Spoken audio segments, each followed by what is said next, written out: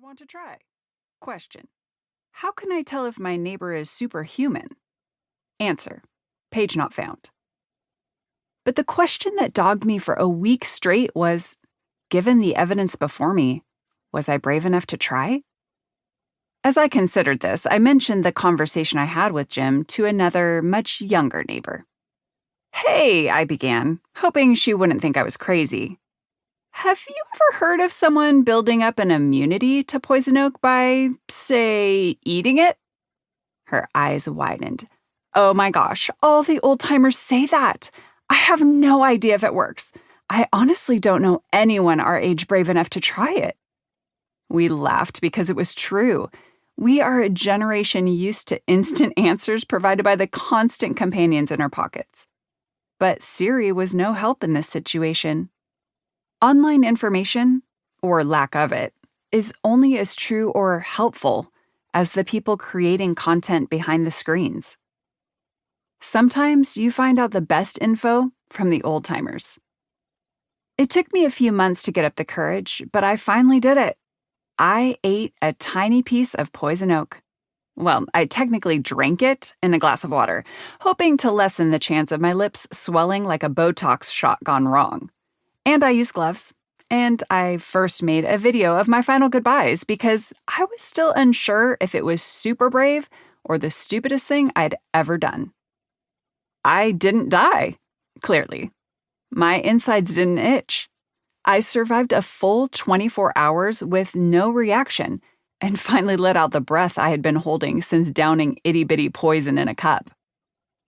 I've spent almost a year now working my way up in leaf piece sizes, as Jim suggested.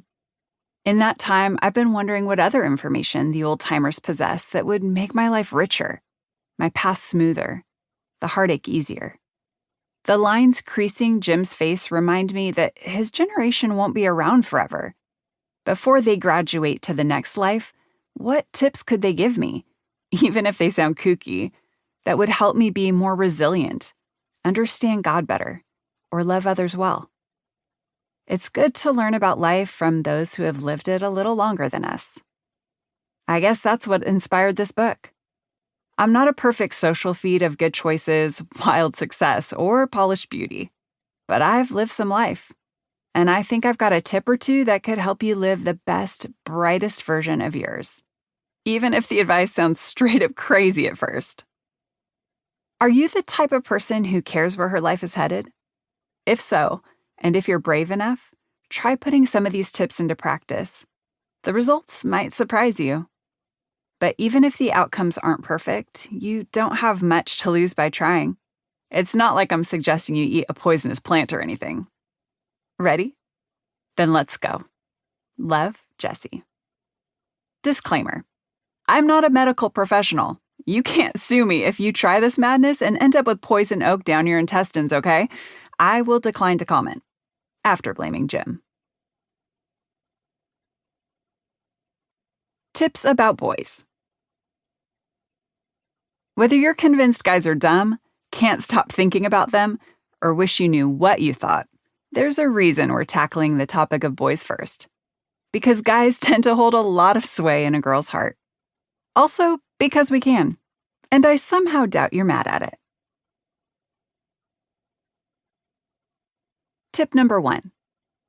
Appreciate the difference between admiration and attraction. I signed up because I wanted to serve God.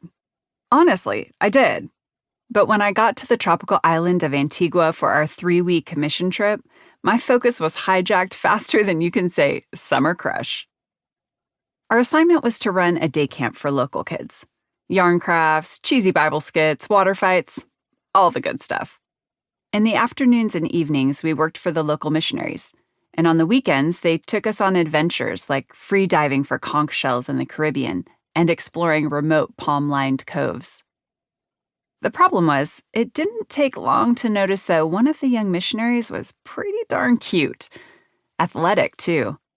Led worship on his guitar. Obviously loved God enough to follow him anywhere. Sheesh, he could even dance. Before I knew it, I had myself a new mission. Get Mr. Missionary to fall for me. I spent most of the 3 weeks fighting a losing battle against distraction.